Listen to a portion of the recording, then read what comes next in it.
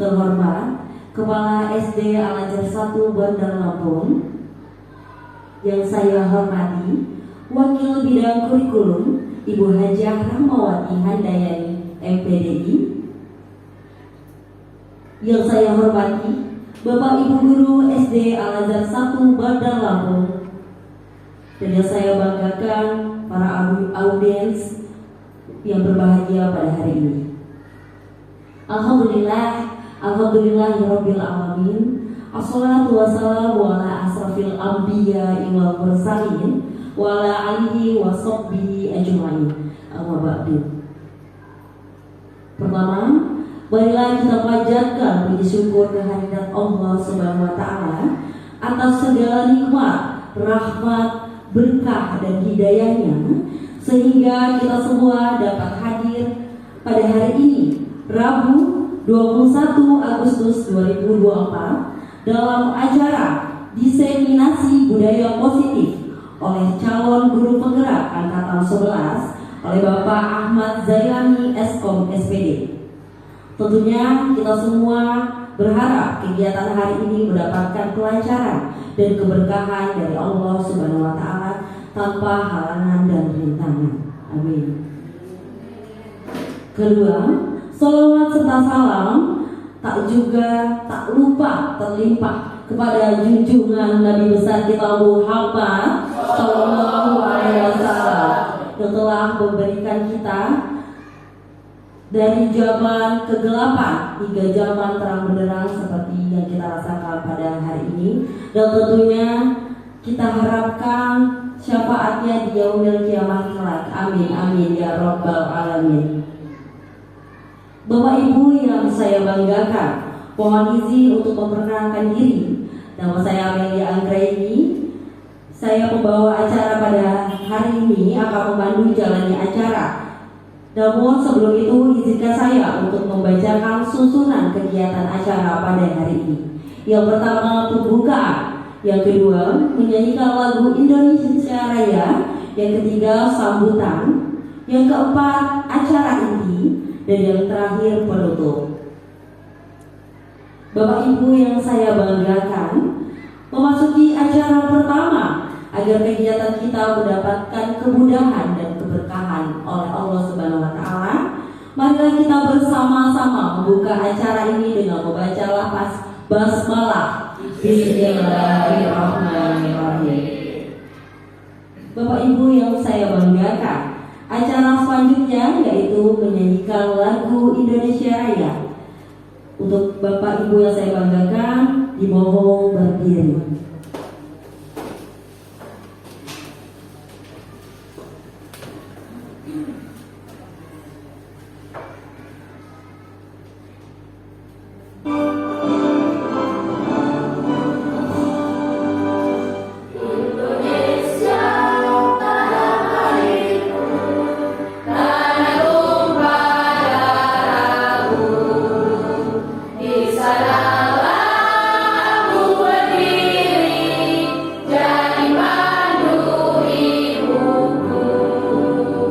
In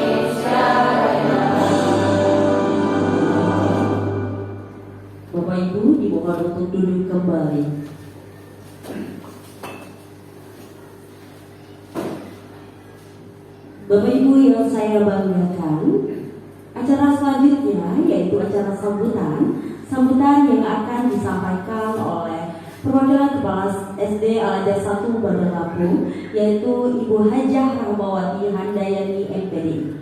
Kepada Ibu Rahma kami persilakan. Bismillahirrahmanirrahim. Assalamualaikum warahmatullahi wabarakatuh. Waalaikumsalam warahmatullahi wabarakatuh. Tapi pun, Ya pun. yang saya hormati Bapak Ahmad Zailani, Eskom SPD selaku Bapak Kepala SD Al-Azhar 1 Bandar Lampung. Yang saya hormati Bapak Ibu Dewan Guru SD Al-Azhar 1 Bandar Lampung yang saya banggakan. Dan hadirin sekalian yang berbahagia pada siang hari ini. Alhamdulillah, puji syukur kehadirat Allah Subhanahu wa taala yang senantiasa memberikan kita kenikmatan, rahmat, taufik dan hidayahnya sehingga kita diperkenankan untuk berkumpul bersama di acara kegiatan hari ini, yaitu pengimbasan diseminasi budaya positif yang insya Allah akan disampaikan oleh Bapak kita Ahmad Zailani Eskom SPD. Salam, salawat serta tak lupa kita sanjungan kepada Nabi kita Nabi Muhammad SAW. Karena berkat beliau kita dapat menikmati keindahan kehidupan sampai detik ini. Untuk kegiatan pengimbasan hari ini merupakan momen yang sangat baik buat kita, langkah yang strategis buat kita sebagai seorang pendidik untuk menambah ilmu pengetahuan kita sebagai seorang pendidik. Kita dapat berkolaborasi, dapat berbagi ilmu untuk saling menjadi seorang pendidik yang profesionalitas. Saya berharap dalam kegiatan ini para peserta hadirin semuanya dapat mengikuti dengan baik dan saling dapat bertukar pikiran untuk berjalannya kegiatan acara hari ini. Saya juga berharap kepada para hadirin sekalian, untuk kegiatan ini kita dapat mengimplementasikan kepada peserta didik kita untuk menjadi generasi yang lebih baik di masa yang akan mendatang. Jangan lupa selalu mendidik peserta didik kita menjadi lebih baik lagi. Akhir kata saya mengucapkan terima kasih kepada Bapak Ibu Dewan Guru dan peserta hadirin sekalian. Mudah-mudahan kita diberikan kemudahan dan kelancaran dalam acara kegiatan hari ini. Ikan sepat, ikan gabus lebih cepat, lebih bagus karena saya haus. Wassalamualaikum warahmatullahi wabarakatuh. Waalaikumsalam warahmatullahi wabarakatuh. Kami ucapkan terima kasih kepada Ibu Hajah Rahmawati Handayani MPDI atas sambutannya. Bapak Ibu yang saya banggakan, acara selanjutnya yaitu adalah acara inti. Pada sesi ini akan dipimpin oleh Bapak Ahmad Zailani Eskom SPD. Kepada Bapak Zailani kami persilakan.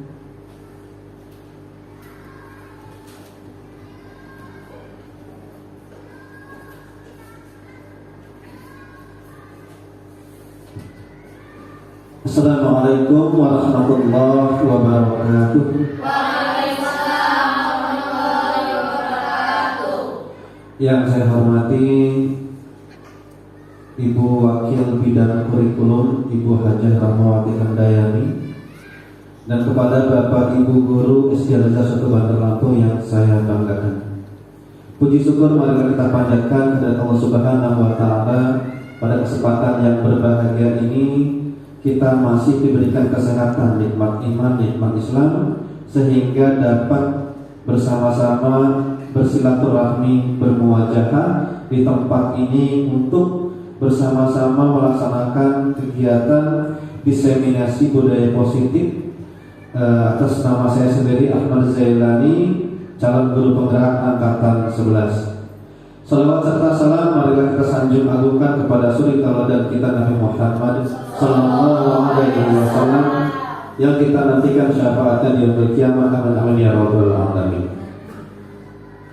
Bapak Ibu sekalian yang saya hormati, pada kesempatan yang berbahagia ini saya mengaturkan ucapan terima kasih yang sebesar-besarnya kepada Bapak Ibu sekalian yang sudah berkenan hadir pada hari ini, di mana mungkin pada saat ini seharusnya waktunya untuk beristirahat, ada yang waktunya untuk mengoreksi karena siswa-siswinya sudah selesai melaksanakan kegiatan pembelajaran, tapi pada siang hari ini masih harus bisa hadir untuk melaksanakan diseminasi budaya positif punya saya Ahmad Zailani SPD dalam kegiatan calon guru penggerak angkatan 11. Dan perlu saya sampaikan bahwa saya merupakan calon guru penggerak angkatan 11, di mana saya memiliki fasilitator yaitu Bapak Muhammad Munawar MPD dan pengajar praktik itu Ibu Tin Yuliati SPD MPD. Bapak Ibu yang saya hormati, tentunya mudah-mudahan kegiatan diseminasi ini dapat bermanfaat untuk kita semua dalam mewujudkan kegiatan pembelajaran yang menarik dan menyenangkan dan menimbulkan budaya positif untuk anak-anak kita serta kita semua. Bapak Ibu, tentunya kita ketahui bersama Bapak pendidikan kita di sini yaitu Ki Hajar Dewantara. Tujuan pendidikan menurut Ki Hajar Dewantara adalah tujuan pendidikan merupakan menuntun segala kodrat yang ada pada anak-anak agar mereka dapat mencapai keselamatan dan kebahagiaan yang setinggi-tingginya, baik sebagai manusia maupun sebagai anggota masyarakat. Oleh sebab itu, pendidik hanya dapat menuntun tumbuh atau hidupnya kekuatan kodrat yang ada pada anak-anak agar dapat memperbaiki perilakunya, bukan dasarnya dan tumbuhnya kekuatan kodrat anak. Baik Bapak Ibu sekalian, di sini saya akan memberikan satu pertanyaan. Apakah Bapak Ibu setuju apabila yang pertama, mohon tanggapannya dari Bapak Ibu sekalian, pemberian hukuman kepada siswa itu dapat mendisiplinkan siswa? Setuju atau tidak? Setuju atau tidak? Nggak usah takut-takut. Setuju atau tidak? Tidak. Baik.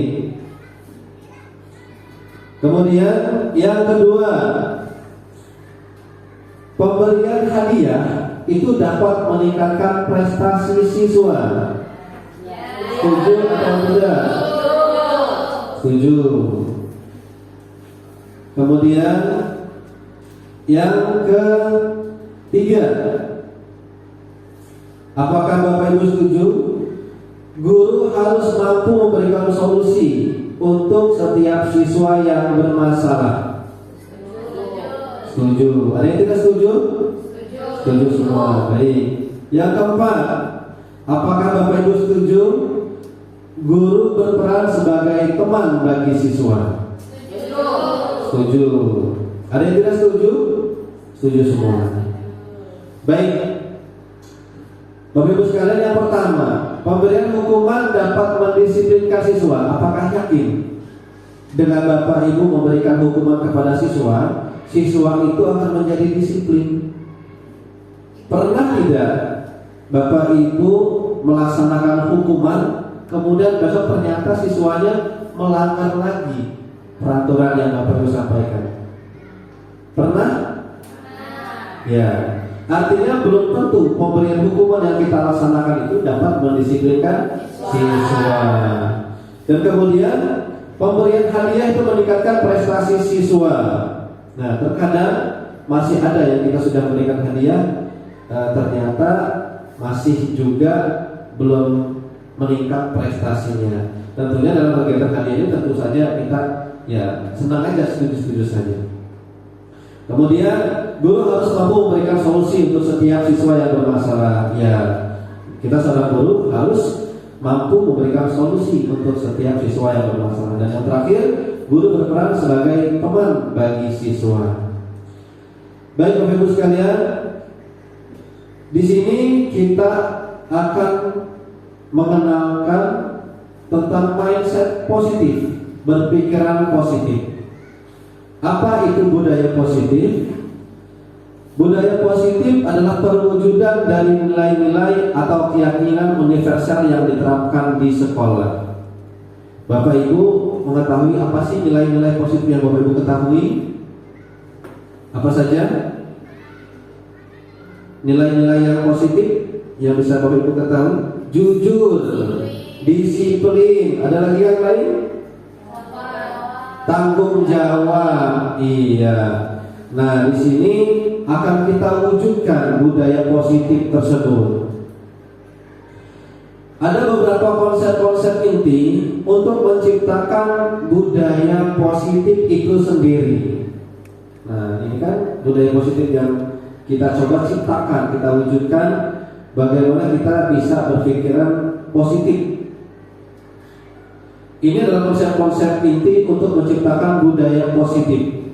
Di antaranya adalah yang pertama, perubahan paradigma belajar, disiplin positif, motivasi perilaku manusia, keyakinan kelas atau sekolah, kebutuhan dasar manusia, posisi kontrol seorang guru, dan yang terakhir segitiga restitusi.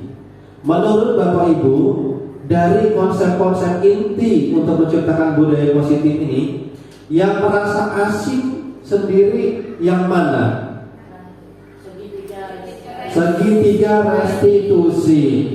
Kayaknya apa itu ya segitiga restitusi? Nah, ini perlu kita ketahui bersama-sama apa itu segitiga restitusi. Dan ini semua merupakan konsep-konsep inti untuk menciptakan budaya positif tadi. Baik Bapak Ibu sekalian, sekarang sebelum kita memasuki bagian yang pertama, paradigma terkait dengan perubahan belajar tadi, Bapak Ibu coba bayangkan bahwa Bapak Ibu menggenggam tangan, kemudian Bapak Ibu bayangkan di genggaman tangan Bapak Ibu itu terdapat sesuatu yang berharga. Bisa dicari pasangannya, berpasangan masing-masing, dua-duanya saling menggenggam. Kemudian bayangkan menggenggam masing-masing. Nah, genggam satu aja, satu tangan saja. Tapi diyakinkan di genggamannya itu ada sesuatu yang berharga. Kemudian antara kawan yang satu dengan kawan yang lainnya mencoba untuk membuka dengan cara boleh merayu, boleh menyogok dengan permen, dengan uang. Gimana caranya supaya yang genggaman menurut Bapak Ibu tadi bisa kebuka. Jadi misalnya buka dong Bu Riza genggamannya, tapi Bu Riza nggak mau, misalnya kan? Atau mungkin ada yang menurut Bapak Ibu sendiri buka aja. Tapi ada juga yang menurut Bapak Ibu karena ini sangat berharga tidak dibuka. Coba silakan. Bisa tidak Bapak Ibu? Nah, coba silakan. Saya minta kalau Bapak Ibu sekalian mencoba membuka genggaman teman dari Bapak Ibu sekalian. Bisa tidak membukanya? Bu Mega sama Bu Hamsari gimana? Ya, menurut Bapak Ibu kayak Bu Lis nggak mau. Kenapa nggak mau membuka? Ya, jadi Bapak Ibu sekalian, kenapa kita nggak mau membuka genggaman kita ini? Karena yang berada di dalam genggaman kita ini itu sangat berharga. Kembali lagi menurut Bapak Ibu, menurut Bu Lis sendiri, salah satu contohnya, Bu Lis nggak mau membuka genggaman Ibu tadi, itu karena faktor dikontrol oleh Bu Riza atau keinginan sendiri? keinginan sendiri. Artinya kontrol diri itu ada pada diri sendiri. Baik Bapak Ibu sekalian, kita lanjutkan. Yang pertama adalah perubahan paradigma belajar. Jadi konsep inti tadi kan ada beberapa poin. Yang pertama adalah perubahan paradigma belajar. Bapak Ibu sekalian, perubahan paradigma belajar ini adalah dalam membangun budaya positif, sekolah dapat menyediakan lingkungan yang positif, aman dan nyaman agar siswa mampu berpikir, bertindak, dan mencipta dengan merdeka, mandiri, dan bertanggung jawab. Disiplin sangat berkaitan dengan kontrol guru terhadap siswa.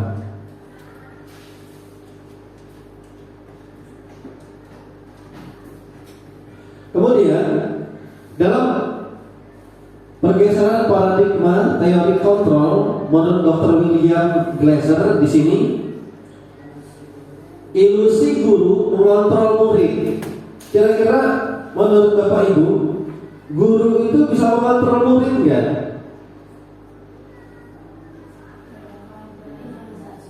Bisa tidak? Sekarang gini, ibu kadang-kadang sudah membuat anak-anak tersebut supaya bisa mengerjakan tugas, kerjakan tugas. Tapi terkadang anak itu tidak mau, ya kan? Artinya guru itu bukanlah untuk bisa mengontrol murid tadi. Murid tadi mau mengerjakan, tidak mau mengerjakan itu berdasarkan hasil pengontrolan keinginan dirinya sendiri tadi. Kemudian yang kedua, ilusi bahwa semua penguatan positif efektif dan bermanfaat. Semua yang Bapak Ibu berikan penguatan positif kepada siswa, apakah efektif dan bermanfaat? Selalu efektif dan bermanfaat. Terkadang kita sudah memberikan nasihat, penguatan sama anak-anak kita, ternyata besok masih datang terlambat. Jadi pergeseran paradigma teori kontrol menurut kita, yang kata kita besok kalau kita berikan penguatan positif, besok anak-anak insya Allah akan berubah lagi. Belum tentu. Kenapa? Karena pengontrolan itu ada pada dirinya sendiri. Sudah diberikan penguatan positif, tapi ternyata masih belum juga berubah. Kemudian lagi, ilusi bahwa kritik dan membuat orang merasa bersalah dapat menguatkan karakter. Kalau kita mengkritik anak-anak, kita kritik atau anak-anak mengkritik kita, kira-kira itu bisa menguatkan karakter kita? Tidak kan?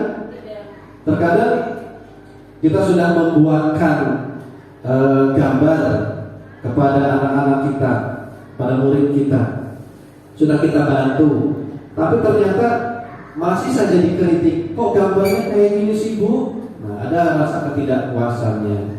Yang terakhir adalah ilusi bahwa orang dewasa itu memiliki hak untuk memaksa.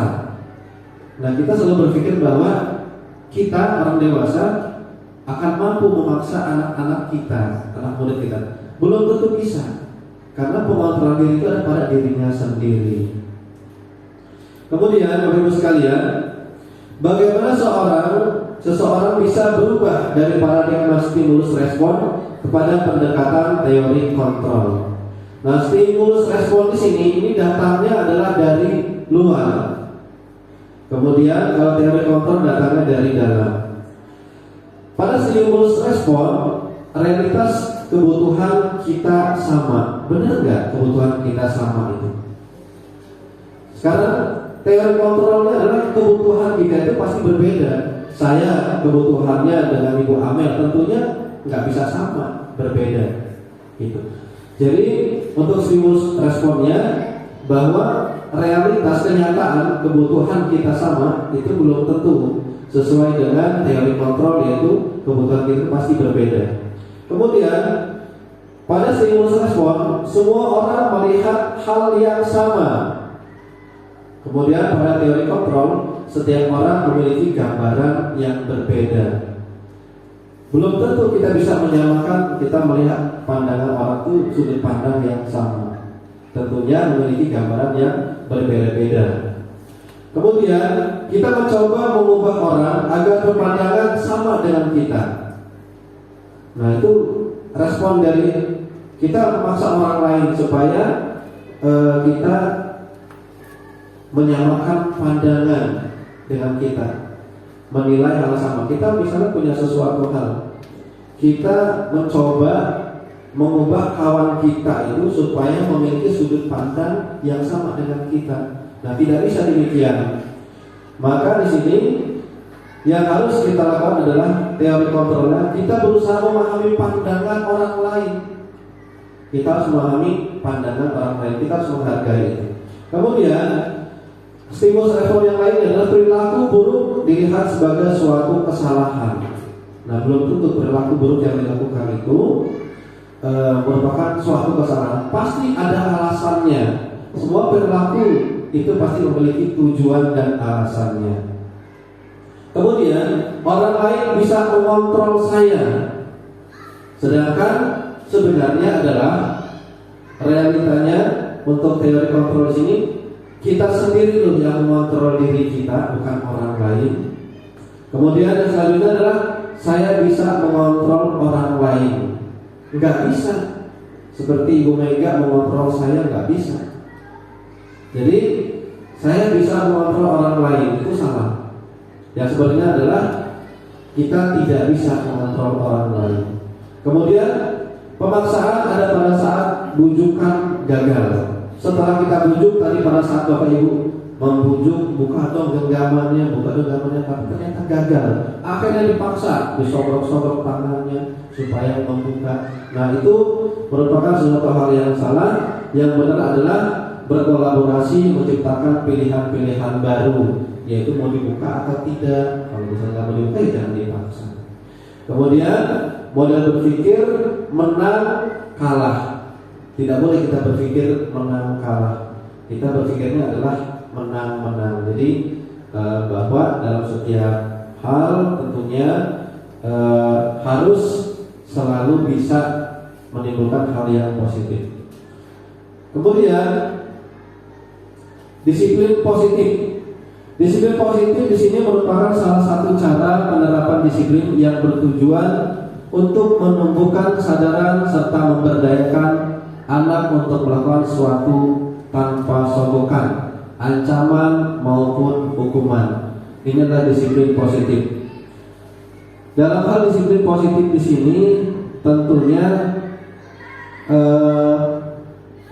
penerapan yang kita laksanakan tujuannya adalah untuk menumbuhkan kesadaran pada anak itu sendiri tanpa adanya ancaman. Disiplin tentunya kita kalau mendengar kata-kata disiplin itu cenderung kepada hukuman, peraturan dan sebagainya. Sedangkan dalam penerapan disiplin itu harapannya bisa menumbuhkan kesadaran kepada orang tersebut, anak-anak maupun kita sendiri. Dan kemudian tanpa adanya sogokan, ancaman maupun hukuman untuk melaksanakan disiplin tersebut. Kemudian di sini ada nilai-nilai kebajikan universal, dan dalam nilai kebajikan universal ini ada yang kita ketahui profil pelajar Pancasila ada 6 dimensi. Bapak Ibu, apa saja dimensi profil pelajar Pancasila? Yang pertama adalah beriman dan bertakwa kepada Tuhan Yang Maha Esa dan berakhlak mulia. Yang kedua, berkebinekaan global. Yang ketiga, bergotong royong. Yang keempat, kreatif. Yang kelima, bernalar kritis. Yang keenam, mandiri. Ya. Baik Bapak Ibu sekalian, ini ada motivasi perilaku manusia. Ada 3 yang dapat memotivasi kita semua selaku manusia dalam berperilaku. Yang pertama bisa Bapak Ibu lihat, kita melaksanakan semua perilaku melaksanakan disiplin positif. Ini dengan tujuan yang pertama adalah menghindari ketidaknyamanan hukuman. Yang kedua, supaya mendapat imbalan atau penghargaan. Yang ketiga, menghargai diri menjadi orang yang mereka inginkan. Yang mana yang ada pada diri Bapak Ibu sekalian? Poin 1, 2, atau 3? Menurut Bapak Ibu sekalian. Poin 1, menghindari ketidaknyamanan hukuman. Poin 2, mendapat imbalan penghargaan. Bapak Ibu melaksanakan disiplin itu karena faktor yang pertama, 1, apakah menghindari ketidaknyamanan hukuman. Yang kedua, mendapat imbalan, supaya mendapat imbalan atau penghargaan. Yang ketiga, menghargai. Ya, yang ketiga itu seharusnya yang ada pada diri kita. Kita melaksanakan disiplin positif itu karena kita menghargai diri kita dan menjadi orang yang mereka inginkan. Tapi pada kenyataannya yang ada pada diri kita masing-masing masih tertanam. Mengapa kita melaksanakan disiplin peraturan-peraturan tersebut? Pasti karena menghindari ketidaknyamanan ataupun menghindari hukuman. Ya kan? Kalau misalnya tidak hadir 1 hari, takut dipotong gajinya. Ya, seperti itu kan? Akhirnya, ya itu tadi. Akhirnya saya berperilaku supaya bisa ikut disiplin positif. Kemudian lagi, supaya mendapatkan reward dari kepala sekolah, mendapatkan imbalan, mendapatkan penghargaan. Nah, seperti itu. Untuk menghargai diri ini masih belum tertanam pada diri kita. Kemudian, Bapak Ibu sekalian, selanjutnya di sini tidak terlihat ya hukuman, konsekuensi, dan restitusi.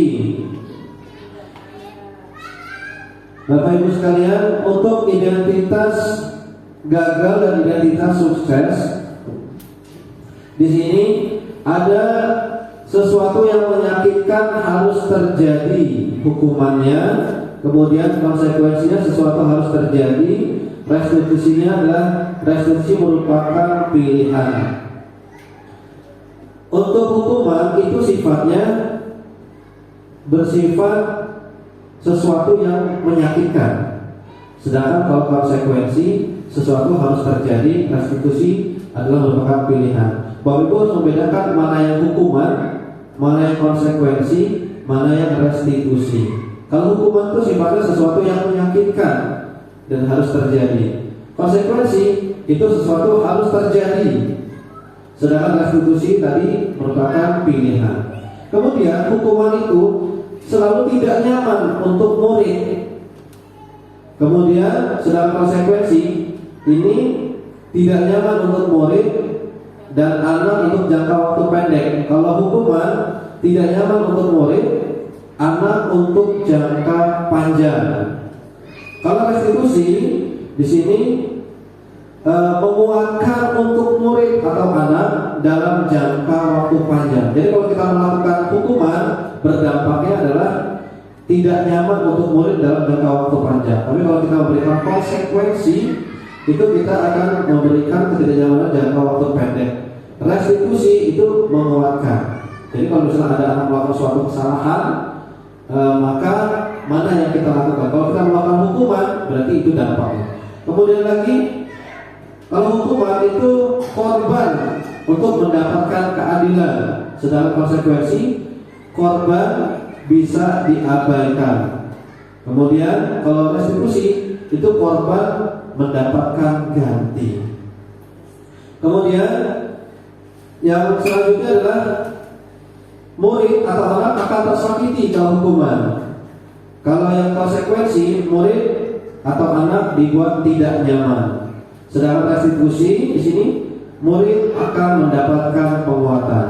Itu salah satu contohnya. Dan kemudian berdasarkan bagian di atas tersebut tentang hukuman, konsekuensi, dan restitusi, menurut Bapak Ibu di sini ada hukuman merupakan yang bersifat tidak terencana, bersifatnya satu arah, kemudian bisa berupa hukuman fisik, psikis, atau kata-kata kasar. Itu hukuman. Kemudian konsekuensi itu bersifat terencana, sudah disepakati. Kayak hukuman itu datang terlambat, kemudian disuruh lari keliling lapangan. Kemudian konsekuensi bersifat terencana, sudah disepakati, kemudian bentuk-bentuk konsekuensi dibuat oleh pihak sekolah. Coba Bapak Ibu nanti bandingkan mana yang hukuman, mana yang konsekuensi. Nanti saya akan memberikan satu pertanyaan. Kemudian yang restitusi adalah proses menciptakan kondisi bagi murid untuk memperbaiki kesalahan mereka, sehingga mereka bisa kembali pada kelompok mereka dengan karakter yang lebih kuat. Jadi itu adalah hukuman, perbedaan hukuman, konsekuensi dan restitusi. Kalau hukuman itu sifatnya tidak terencana dan bersifatnya adalah satu arah, hanya kita saja yang bisa untuk memberikan sanksi hukuman itu. Dan kemudian hukuman itu berupa fisik atau psikis atau kata-kata kasar. Kemudian kalau konsekuensi tadi sifatnya terencana dan sudah disepakati. Kalau misalnya kamu terlambat, maka konsekuensinya adalah seperti ini. Kalau restitusi menciptakan kondisi bagi murid untuk memperbaiki kesalahan. Baik Bapak Ibu sekalian, ini konsekuensi atau hukuman menurut Bapak Ibu sekalian. Mencatat 100 kali di dalam buku kalimat saya tidak akan terlambat lagi karena terlambat ke sekolah. Konsekuensi apa hukuman menurut Bapak Ibu sekalian? Hukuman. Apa hukuman apa konsekuensi? Hukuman. Mencatat 100 kali di dalam buku kalimat saya tidak akan terlambat lagi karena terlambat ke sekolah. Yang kedua, konsekuensi atau hukuman, lari mengelilingi lapangan basket 2 kali karena terlambat hadir di sekolah. Hukuman, ya. Yang ketiga, membersihkan coretan yang dibuatnya di meja tulis. Konsekuensi atau hukuman? Konsekuensi. Kemudian murid diminta untuk push up 15 kali karena tidak menggunakan masker ke sekolah. Hukuman atau konsekuensi? Hukuman, ya. Kemudian selanjutnya adalah berdiri di depan kelas sambil mengangkat kaki satu karena tidak bisa menjawab pertanyaan. Hukuman atau konsekuensi? Bu Mega, hukuman atau konsekuensi? Nah iya.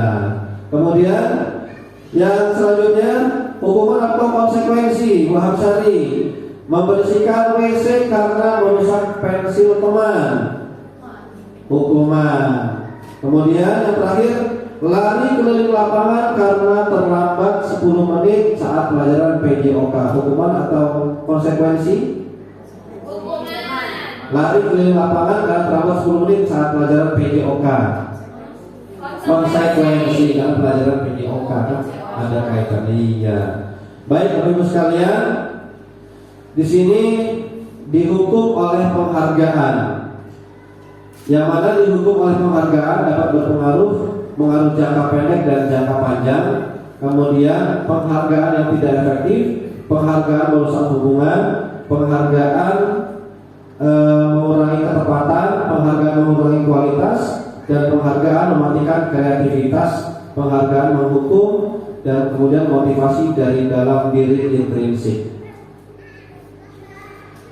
Baik Bapak Ibu sekalian, mengapa keyakinan kelas bukan peraturan kelas? Ada yang bisa menyampaikan mengapa keyakinan kelas bukan peraturan kelas?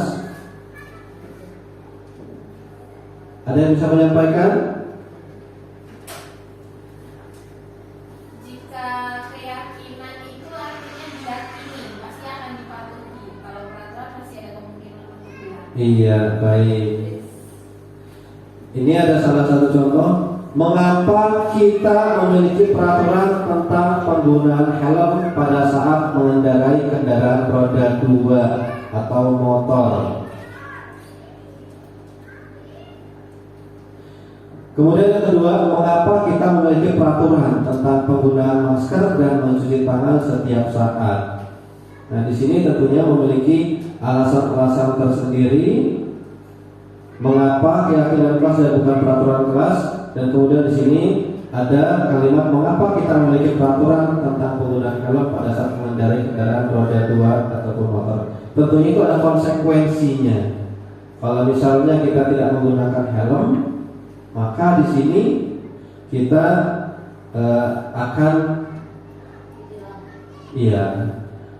akan ditilang, kemudian kecelakaan akan menimbulkan dampak yang luar biasa. Itu udah konsekuensi. Kemudian mengapa kita memiliki peraturan tentang penggunaan masker dan mencuci tangan setiap saat? Di sini juga ada konsekuensinya. Di sini kalau misalnya kita tidak bermasker dan mencuci tangan setiap saat, konsekuensi kita akan bisa sakit. Kemudian keyakinan kelas dibuat berdasarkan kesepakatan antara guru dan siswa yang bersifat universal. Ini kalau keyakinan kelas, berbeda dengan peraturan tadi. Keyakinan di sini dibuat, keyakinan kelas dibuat itu berdasarkan kesepakatan dulu. Bapak Ibu di kelas membuat suatu kesepakatan kepada siswa-siswinya. Apa salah satu kesepakatan kelas yang Bapak Ibu bisa contohkan? Tidak boleh membuang sampah sembarangan. Buat kesepakatan. Nah, kita kesepakatan kelas yang pertama ditulis terlebih dahulu bahwa tidak boleh membuang sampah sembarangan. Yang kedua apa lagi? Salah satu contohnya untuk buat kesepakatan kelas, tidak boleh datang terlambat. Nah itu. Kemudian setelah itu kesepakatan tersebut akhirnya sama-sama diyakini, keyakinan semuanya bahwa kita punya kesepakatan kelas yang harus sama-sama kita yakini dan harus kita taati bersama-sama. Sedangkan untuk peraturan itu biasanya dibuat oleh guru yang bersifat satu arah tanpa ada kesepakatan. Tahu-tahu Bapak Ibu gurunya menyampaikan, nah kalau misalnya datang terlambat, Bapak nggak mau tahu bahwa kalian harus belajar di luar. Itu namanya peraturan. Dia satu arah, berbeda dengan kesepakatan kelas. Kalau peraturan kelas cenderung hanya satu arah, hanya kita sendiri selaku guru sendiri yang menentukan peraturan itu sendiri, kesepakatan itu sendiri. Itu peraturan. Kemudian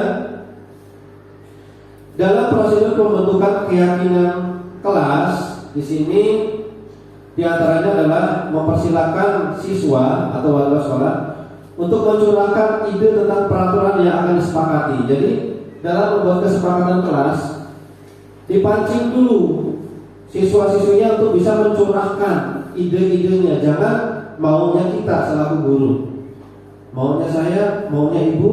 Kalau misalnya kita ada siswa yang datang terlambat, bahwa anak-anak sekalian harus menulis sampai dengan 1 lembar, itu kan tidak bisa demikian. Silakan. Nah, kalau misalnya datang terlambat, apa ini kesepakatannya?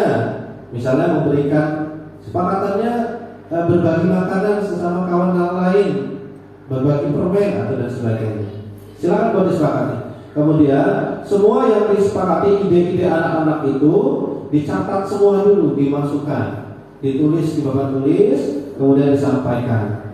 Kemudian lagi dalam menyampaikan, mencurahkan ide-ide tentang peraturan kelas tersebut, ganti kalimat-kalimat anak-anak yang negatif itu menjadi kalimat positif.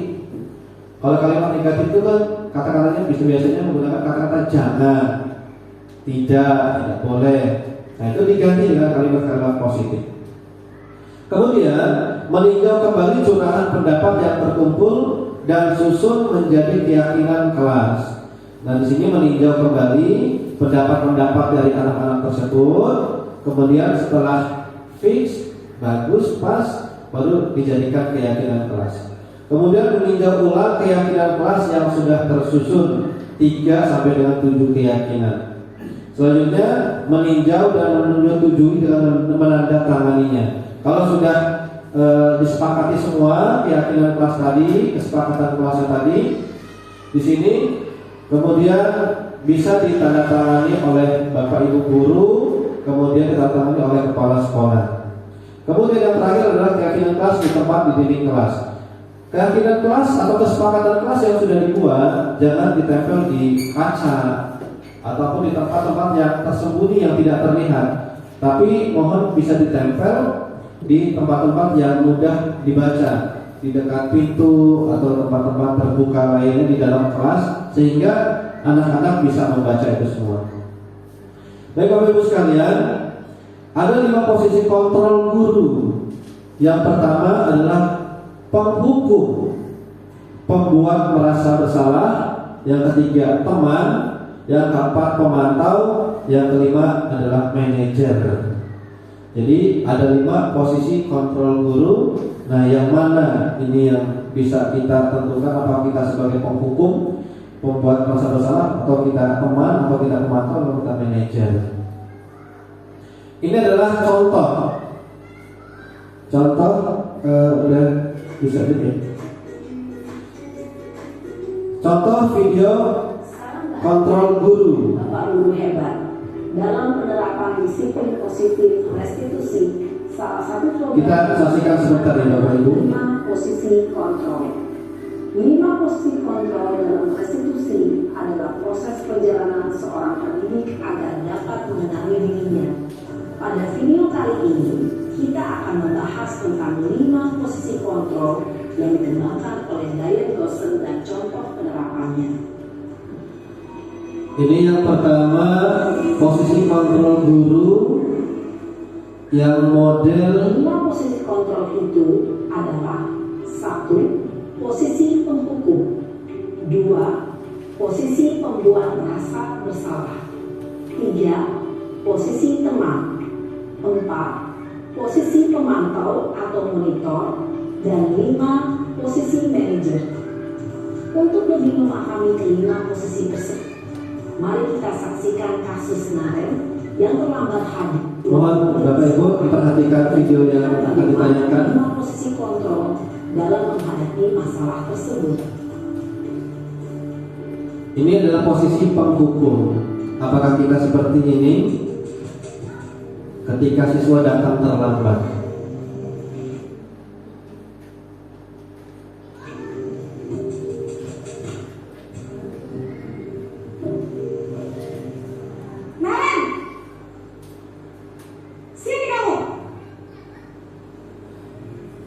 Selamat pagi Bu. Selalu terlambat. Kamu deh pasti terlambat. Maaf Bu, saya Apa? Apa coba? Alasan kamu apa lagi? Kapan sih kamu tidak terlambat? Malas sekali ya kamu jadi anak. saya Dasar pemalas. Gak kapok-kapok sih kamu. Sudah berapa kali terlambat? Sana, keliling lapangan basket 2 kali. kenapa saya harus keliling lapangan basket Bu? Kenapa? Kamu melawan ibu. Berani-beraninya jawab. Sudah terlambat, masih berani jawab pula. Sekarang keliling lapangan basket 5 kali sekalian. Biar kapok. Cepat. Pergi sana ke lapangan basket. Posisi penghukum biasanya bicara dengan nada tinggi, menghardik, menunjuk-nunjuk, menyakiti, dan menyindir. Hukuman bisa berupa fisik maupun psikis. Ibu dan Bapak Guru hebat. Dampak yang terjadi pada murid ketika guru berada pada posisi penghukum adalah murid cenderung akan memberontak, bahkan menyimpan dendam.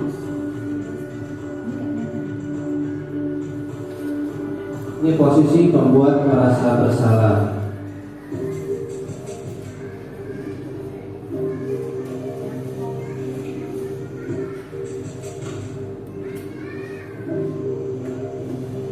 Naren,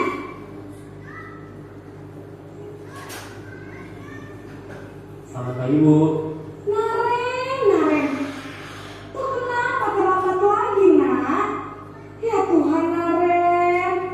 Kamu senang ya bikin ibu susah ya? Kalau kamu terlambat lagi, nanti ibu yang ditegur bapak kepala sekolah, nak. Disangka ibu tidak bisa membina kamu. Duh, gimana ini? Maaf Bu, Duh, Gusti Naren, kamu suka ya kalau ibu ditegur bapak kepala sekolah? Terus, sekarang harus tulis apa ini di buku absen? Ini kamu sudah sering terlambat, toh. Ibu harus apa coba? maaf Bu, maaf sekali. Ya sudah, lain kali jangan bikin ibu susah lagi ya.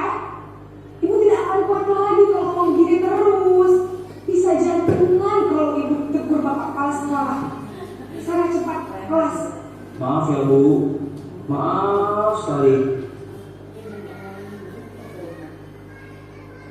Posisi pembuat rasa bersalah berbicara dengan nada tenang, cenderung lembut, namun kata-kata yang diutarakan membuat murid merasa menjadi orang yang gagal, memandang buruk dirinya sendiri, merasa tidak berharga, dan tidak sanggup membahagiakan orang lain. Ketika guru mengambil posisi pembuat rasa bersalah, murid akan menganggap dirinya yang bersalah dan ia akan menyimpan emosi negatif tersebut di dalam dirinya. Ini posisi sebagai teman.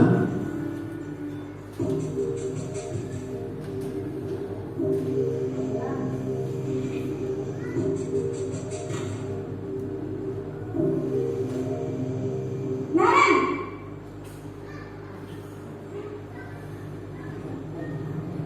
Selamat pagi Bu. wah, sudah jam berapa ini nak? Terlambat lagi ya sayang. Iya Bu, habis ibu saya lupa bangunkan saya Bu. Kamu malah menyalahkan ibu kamu. Kamu bukannya anak yang larinya paling kencang. Kok terlambat sih? Iya Bu, saya memang terlambat bangun tadi. Jadi biarpun saya lari kencang, tetap gak kejar Bu. Ya sudah sana. Nanti lain kali larinya lebih kencang lagi ya. Biar gak terlambat lagi. Bikin senang ibu. Demi ibu. Bisa kan? Bisa lah Bu. Ya sudah sana masuk kelas. Ibu beresin urusan absen kamu. Kamu ini ada-ada saja. Dalam posisi teman, guru berbicara dengan nada suara ramah, akrab, cenderung bersenda gurau untuk menjaga suasana tetap santai.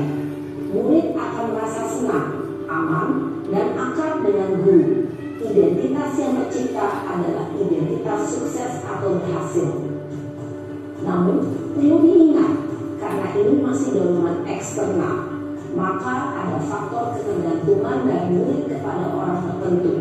Di sini, guru absennya, sehingga di lain waktu, murid bisa berperilaku baik, namun hanya kepada orang-orang tertentu saja.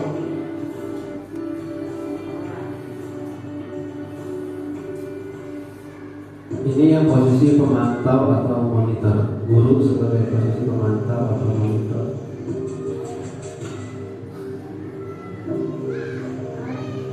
Naren,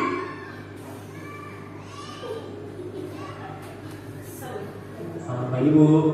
Naren, apa peraturan sekolah kita tentang jam berapa kita harus masuk sekolahnya? Kita harus di sekolah jam 7 Bu. Iya betul, sekarang sudah jam 7.20. Naren sudah tahu konsekuensinya jika terlambat hari. Paham Bu.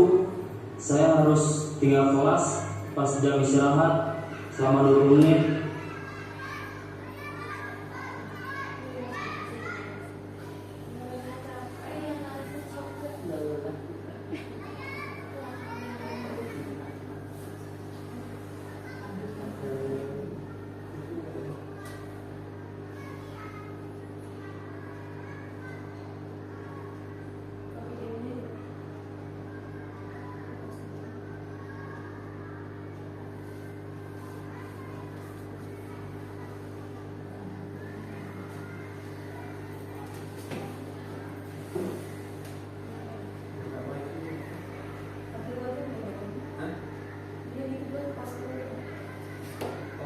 Ya benar, konsekuensinya demikian.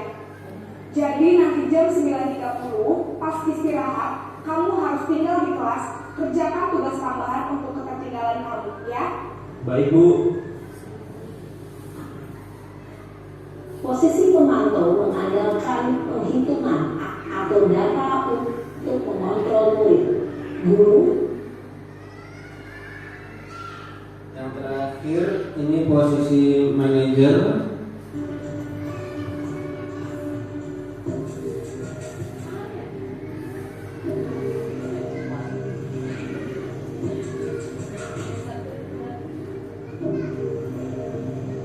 Naren,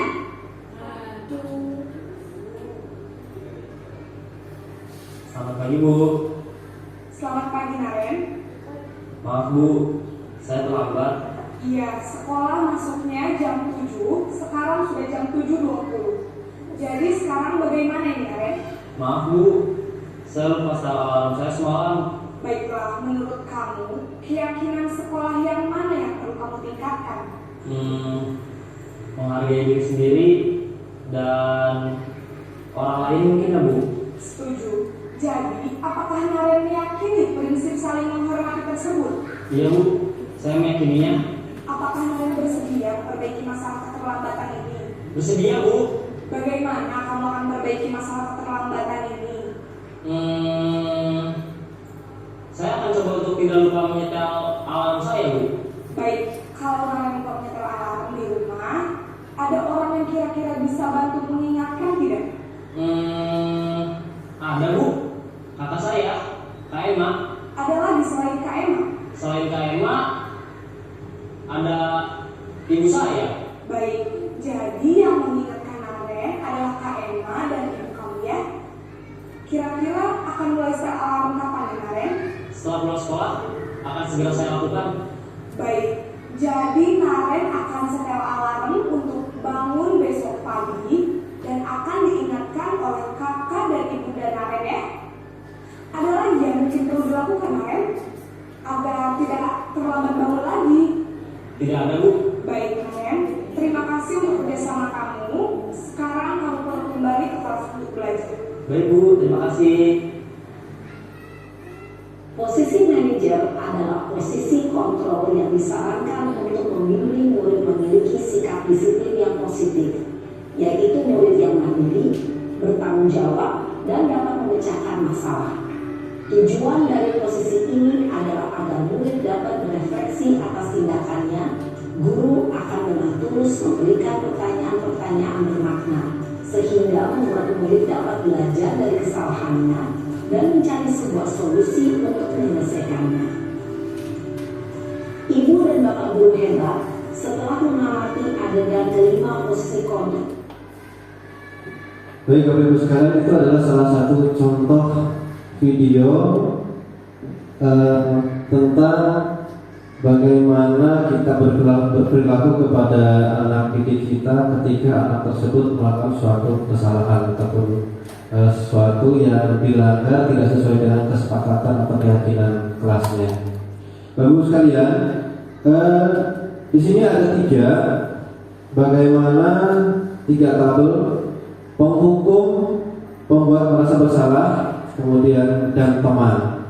Di mana di bagian penghukum di sini cenderung selalu menghardik, menunjuk-nunjuk dan berkaca pinggang yang tadi sudah disampaikan.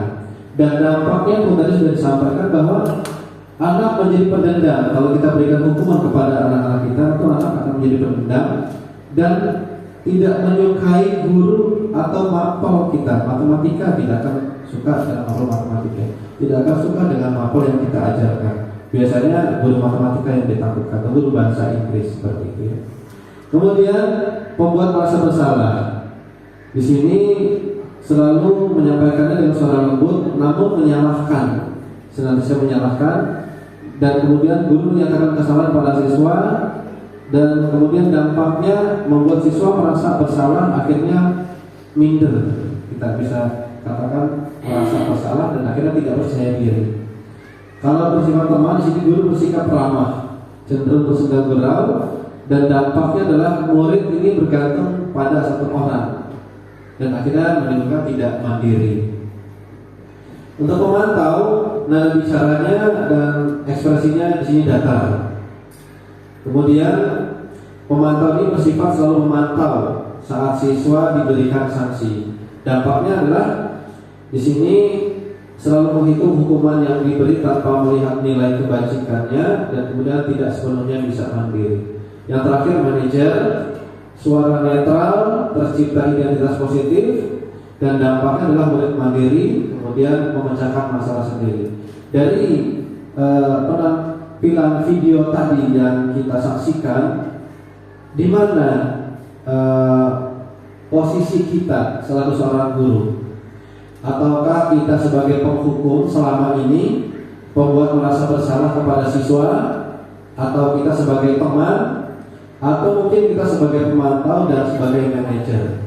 Apa yang seharusnya kita lakukan Bapak Ibu kalau misalnya ada salah satu contoh tadi yang dilakukan oleh anak didik kita sebagai guru seharusnya kita berlaku atau bersikap sebagai manajer, yaitu kita harus berusaha untuk menciptakan pertanyaan-pertanyaan bermakna dan kemudian membantu siswa dalam memecahkan masalahnya. Datang terlambat, kita tidak boleh langsung menyalahkan kamu datang terlambat seperti tadi. Itu tidak diizinkan.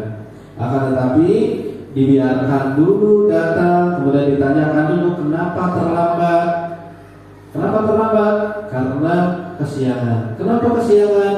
Karena alarmnya lupa dihidupkan. Nah, nanti ya udah, pemecahan masalah tidak di depan kelas. Nanti setelah pembelajaran waktu istirahat menghadap ibu ya. Nah, nanti disitulah harus diberikan keyakinan kelasnya dan diberikan solusinya, sehingga murid bisa mandiri, kemudian bisa memecahkan masalahnya sendiri. Itu tujuannya sebagai manajer. Ibu-ibu sekalian, kita memiliki kebutuhan dasar manusia. Di sini ada 5. Yang pertama apa? Bertahan hidup. Yang kedua, kasih sayang dan merasa diterima. Ketiga, penguasaan. Keempat, kebebasan. Kelima, kesenangan. Bertahan hidup itu seperti kita ya, tentunya membutuhkan sandang, pangan, papan. Itu salah satu. Kasih sayang dan merasa diterima. Ya, anak-anak kita tentunya pasti membutuhkan perhatian kita untuk mendapatkan kasih sayang. Kadang-kadang cari perhatian dan sebagainya. Penguasaan. Nah, penguasaan terkadang anak-anak kita itu berusaha nih kayak saya nilainya paling bagus, yang lainnya tidak bagus. Kemudian kebebasan.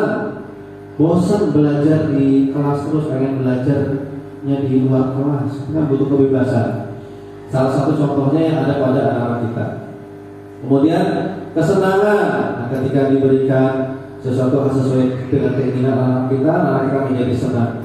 Dan di sini, menurut Bapak Ibu sekalian, satu contoh kalimat di sini, aku senang main kejar-kejaran dengan ibu guru, seru. Ini kebutuhan yang mana? Kebutuhan yang mana? Ayo, nih, kebutuhan dasar manusia yang mana? Kesenangan. Aku senang main kejar-kejaran dengan ibu guru seru. Itu merupakan kebutuhan kesenangan. Yang kedua, ibu kejar aku karena ibu guru sayang aku. Iya, kasih sayang dan rasa diterima. Kemudian lagi selanjutnya, aku hebat kan, bisa bikin ibu guru kejar aku. Penguasaan, iya. Jadi merasa bisa menguasai ibu gurunya, merasa bangga. Yang ketiga, aku bosan loh belajar mewarnai terus di dalam kelas. Kebebasan. Jadi anak kita tersebut menginginkan bebas, nggak belajar mewarnai terus, pengen yang lainnya, seperti itu. Kemudian Bapak Ibu sekalian, dunia berkualitas. Siapakah orang yang paling penting dalam hidup Anda? Siapa orang yang penting dalam hidup Bapak Ibu sekalian? Dan tentunya di sini ada pada Bapak Ibu sekalian tertanam di hati Bapak Ibu sekalian siapa saja orang yang paling penting dalam hidup Bapak Ibu sekalian. Nilai-nilai kebajikan apa yang terpenting dalam hidup Anda? Kalau Anda menjadi orang yang ideal, karakter atau sifat apa yang Anda paling inginkan ada pada diri Anda? Kemudian apa yang Anda sangat banggakan? Apakah pekerjaan ideal? Kemudian apakah pekerjaan ideal bagi Anda? Ceritakan bagian perjalanan hidup Anda di mana Anda merasa itulah titik puncak hidup Anda. Apa yang paling bermakna dalam hidup Anda? Nah, di sini mungkin Bapak Ibu bisa menyampaikan salah satu. Siapa orang yang paling penting dalam hidup Anda? Ibu Mega, siapa yang paling penting dalam hidup Ibu Mega? Orang tua, bisa jadi orang tua. Ada juga siapa? Suami, istri, atau anak. Nilai kebajikan apa yang terpenting dalam hidup kita? Nilai kebajikan apa? Apa saja nilai kebajikan yang terpenuhi dalam hidup kita? Nah itu tentunya pasti akan tertanam pada Bapak Ibu sekalian. Kemudian inilah segitiga restitusi, di mana segitiga restitusi di sini diantaranya adalah validasi kebutuhan, menstabilkan identitas, yang terakhir adalah menanyakan keyakinan.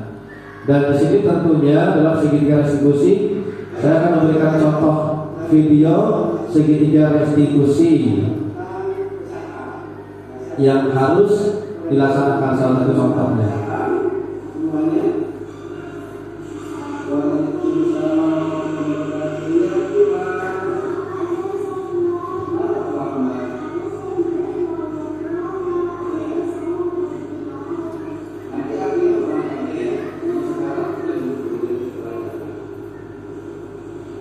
Ini salah satu contoh bahwa ada siswa yang datang terlambat. Apa yang harus kita lakukan? Tidak langsung memberikan hukuman atau memberikan sanksi kepada siswa tersebut. Akan tetapi anak tersebut ditanyakan dulu alasan keterlambatannya dan dipersilakan dulu mengikuti mata pelajarannya. Nanti selanjutnya adalah dipanggil. Nah, dipanggil anaknya secara personal oleh Bapak Ibu guru, ditanyakan.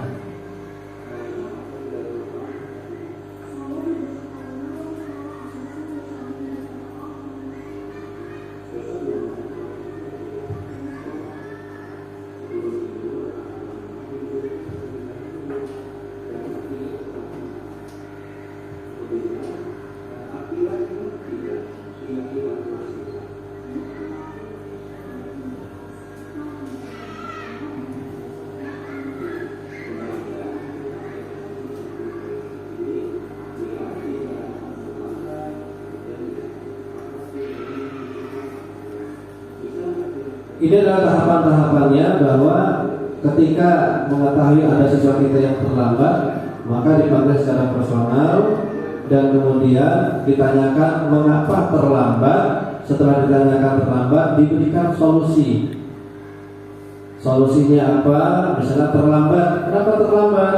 Karena kesiangan, alarmnya tidak hidup. Karena tidur malam, alarmnya tidak hidup, akhirnya datang kesiangan.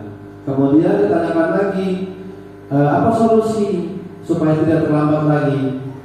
Solusinya yaitu saya akan tidak tidur malam lagi dan saya akan menghidupkan alarm, semoga untuk besok tidak terlambat lagi. Terus ditanyakan, apa keyakinan kelas? Masih ingat nggak keyakinan kelas, kesepakatan kelasnya bahwa diminta hadir pukul 7. Itu adalah untuk pelaksanaan segitiga restitusinya. Baik Bapak Ibu sekalian, dan demikian untuk diseminasi budaya positif pada hari ini, mudah-mudahan dapat bermanfaat untuk kita semua. Dari apa yang saya sampaikan tadi dapat diimplementasikan dalam kegiatan pembelajaran setiap hari kepada anak didik kita, sehingga anak didik kita dapat merasakan budaya positif di lingkungan kelas dan lingkungan sekolah kita. Demikian kurang saya mohon maaf, kepada Allah saya mohon ampun. Wabillahi taufiq wal hidayah. Wassalamualaikum warahmatullahi wabarakatuh.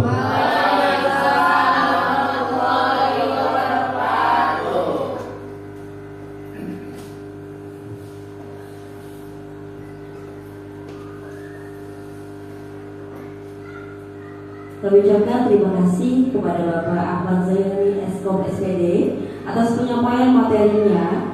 Semoga dapat bermanfaat bagi Bapak Ibu guru SD Al-Raja 1 Bandar Lampung. Amin amin ya rabbal alamin.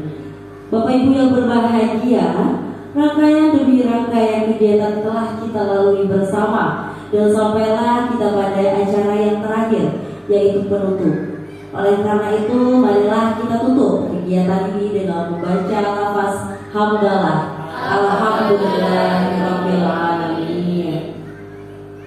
Selaku pembawa acara, saya memohon maaf apabila terdapat kesalahan dalam membawakan acara, dan kepada Allah saya mohon ampun. Terima kasih kami ucapkan kepada Bapak Ibu Guru hebat SD Raja 1 Bandar Lampung yang telah mendengarkan materinya dengan cara hikmat dan semoga dapat diterima dengan baik. Amin amin ya rabbal alamin. Akhir kata saya tutup. Billahi taufiq wal hidayah. Wassalamualaikum warahmatullahi wabarakatuh.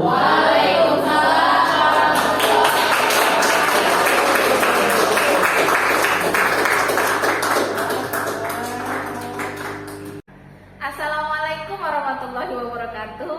Perkenalkan, nama saya Rizal Listiani SPD, rekan sejawat Bapak Ahmad Zailani, calon guru penggerak angkatan 11 dari SD Al-Azhar 1 Bandar Lampung.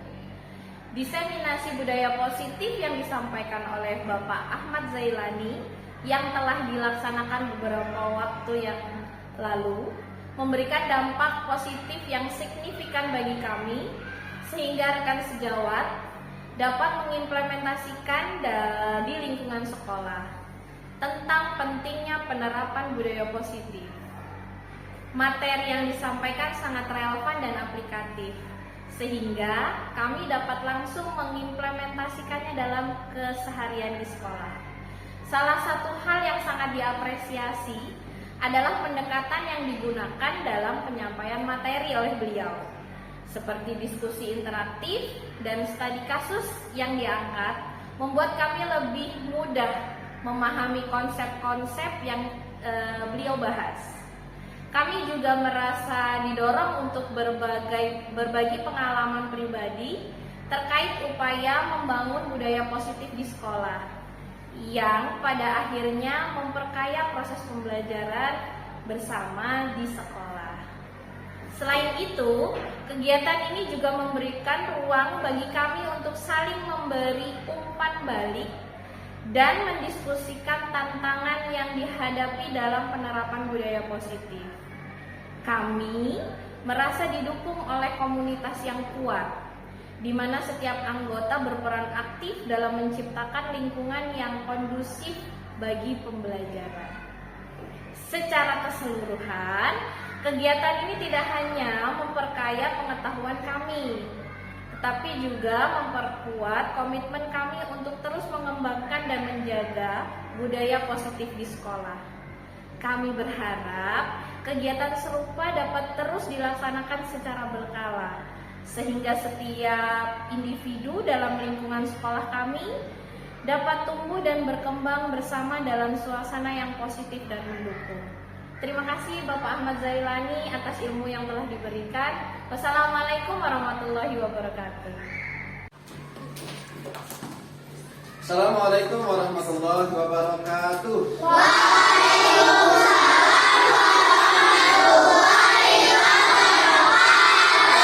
Apa kabar anak soleh dan solehah?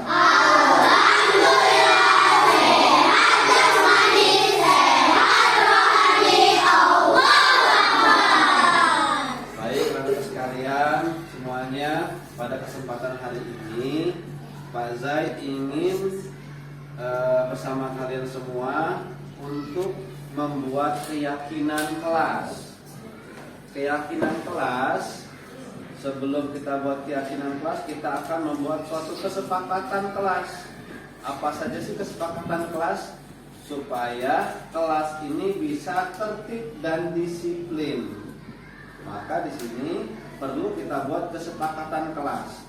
Setelah kesepakatan kelas kita buat, kemudian baru kita jadikan untuk keyakinan kelas. Bisa semua untuk membuat kesepakatan kelas? Bisa. Tujuannya adalah untuk mendisiplinkan kita semua supaya kelas ini dalam kegiatan pembelajarannya bisa tertib, teratur, semuanya bisa disiplin. Baik anak-anak sekalian, Pak Zai akan memberikan sticky note pada kesempatan hari ini. Kalian bisa menyampaikan apa yang menjadi ide-ide anak-anak sekalian semuanya. Apa sih yang ingin kita sepakati supaya kegiatan pembelajaran kita ini tertib, teratur? Salah satu contoh, ada yang bisa menyebutkan? Apa kesepakatan kelas? Salah satu contohnya? Nah, dilarang main HP di saat pelajaran atau di saat belajar. Maka ditulis di sticky note yang Bapak berikan. Kemudian nanti akan ditempel di papan tulis dan Pak Jai bacakan. Bisa? Bisa. Baik, Pak Jai akan memberikan satu persatu. Sayang.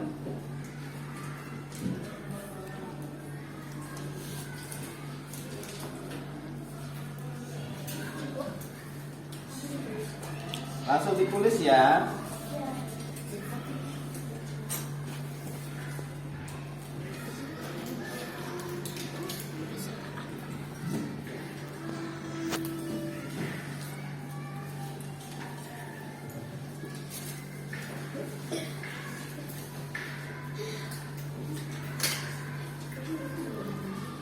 Ya, nggak usah ditulis nama, nggak apa-apa. Nggak ditulis nama nggak apa-apa.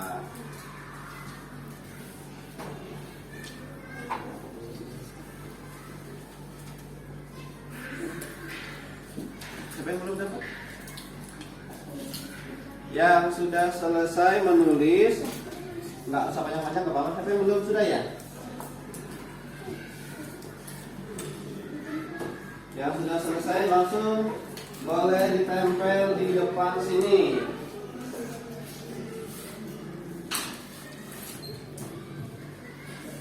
Ayo, yang sudah selesai langsung maju ke depan. Boleh? Boleh, sayang? Langsung ditempel di sini. Ya, terbalik ya.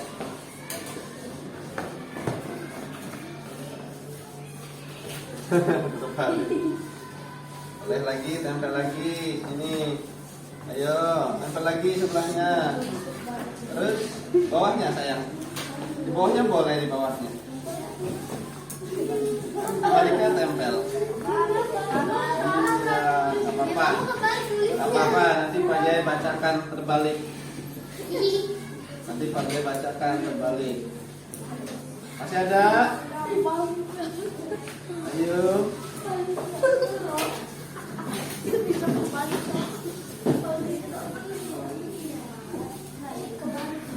Apa?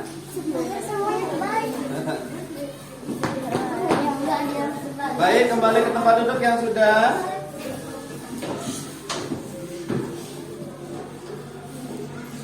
Sekarang Pak Jai akan bacakan.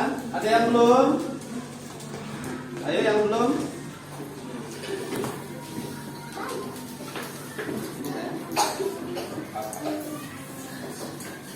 Baik, masih ada. Yang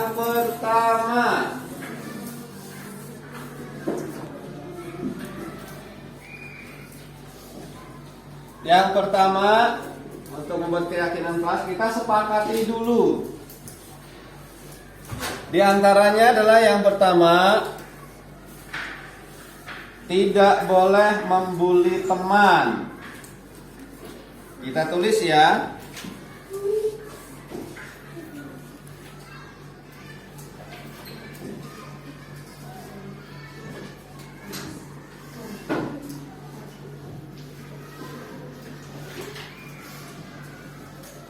Tidak boleh membuli teman.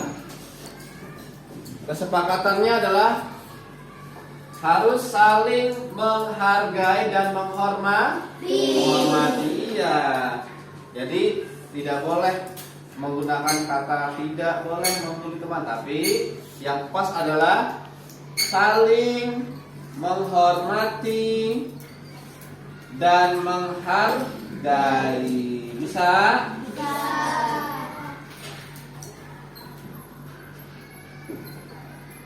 Ya.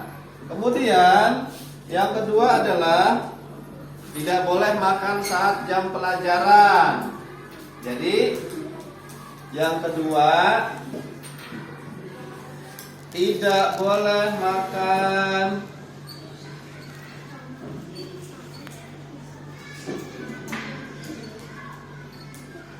saat belajar. Kemudian yang ketiga, Tidak boleh tidur.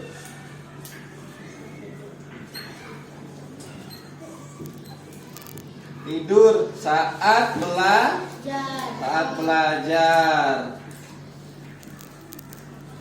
Kemudian tidak boleh berantem. Itu masuk dalam saling menghargai dan saling menghormati. Tidak boleh pilih teman-teman. Tidak pilih-pilih teman. Itu masuk dalam saling menghormati dan saling menghargai. Kemudian tidak merusak fasilitas sekolah. Kita masukkan. Tidak merusak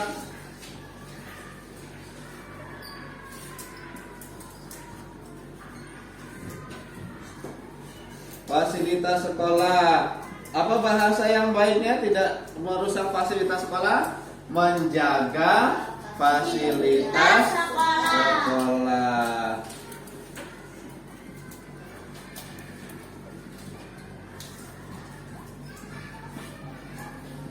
Kemudian yang kelima di sini adalah tidak bermain saat jam belajar.